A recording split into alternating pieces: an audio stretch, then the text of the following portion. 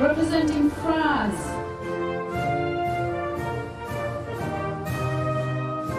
Toute l'équipe a du mal à s'en remettre, mais on a vécu une très belle semaine. C'est peu dire. Budapest. À l'est, le soleil se lève sur du bleu. À 130 km de la capitale hongroise, le lac Balaton, là où les Français de l'eau libre viennent chercher l'or. Sur 10 km, la première, c'est elle, Aurélie Muller. Patronne de l'épreuve aux mondiaux de 2015, elle rappelle son rang rapidement, maîtrise la course du début à la fin. Elle décroche son deuxième titre mondial sur 10 km. Cette distance olympique, ajouter une médaille d'argent sur 5 km, c'est brillant. C'est une grosse année que j'ai passée et pourtant je ne l'imaginais pas du tout comme ça en septembre ou en octobre. Donc il va falloir vraiment prendre le temps de savourer tout ça, de profiter et de prendre un peu de vacances. Ouais.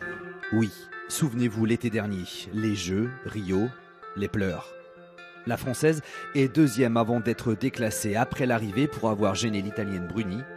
Marquée au fer rouge, elle rebondit malgré tout. Bien sûr, ça fait partie de moi, ça fait partie de mon histoire et de ma carrière, mais non, c'est plus quelque chose qui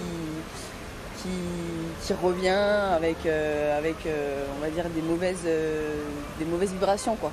On est beau avec nos poneys bleus, hein. L'année 2017 l'a vue replonger dans les grands défis et notamment ce marathon de 57 km en février dernier en Amérique du Sud. Elle termine troisième, prélude d'une saison accomplie donc. Elle rayonne, mais elle n'est pas seule. À ses côtés, d'autres régalent aussi l'eau libre.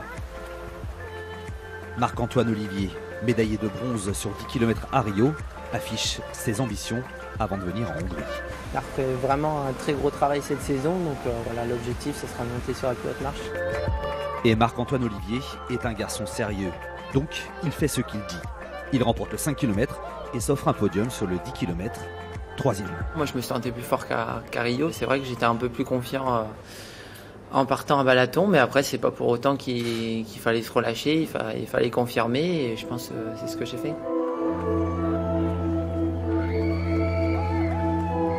Dans cette folle semaine, impossible d'arrêter les Français. Marc-Antoine Olivier remet ça en relais. Avec Aurélie Muller, Océane Cassignol et Logan Fontaine, la France est championne du monde, 5e podium en 5 courses. Les médailles coulent à flot, preuve en est le dernier jour, ultime épreuve, le 25 km et un garçon qui en impose, Axel Raymond. Le jeune homme de 23 ans, double champion d'Europe, doit encore batailler après 5 heures de course et s'arracher pour résister au retour des poursuivants. Un marathon sprint conclu en 5 heures 2 minutes et 46 secondes exactement. Un champion d'un autre monde. Je faisais que regarder où est-ce qu'ils étaient, je regardais les bras, dès que j'en voyais un, j'accélérais. Après je me remettais à nager correctement et dès que je revoyais un bras, je recontinuais comme un... Je sais même pas comment je nageais, quoi. Je voulais juste toucher la plaque et c'était vraiment magique. Au firmament les Bleus de l'eau libre, honoré samedi par une réception.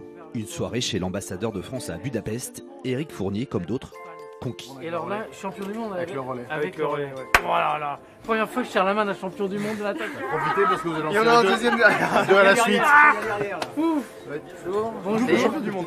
Alors vous êtes Axel Raymond. Axel Raymond. Louange, respect mérité. Et pourtant, pas vraiment l'occasion pour la France de se reposer sur ses lauriers.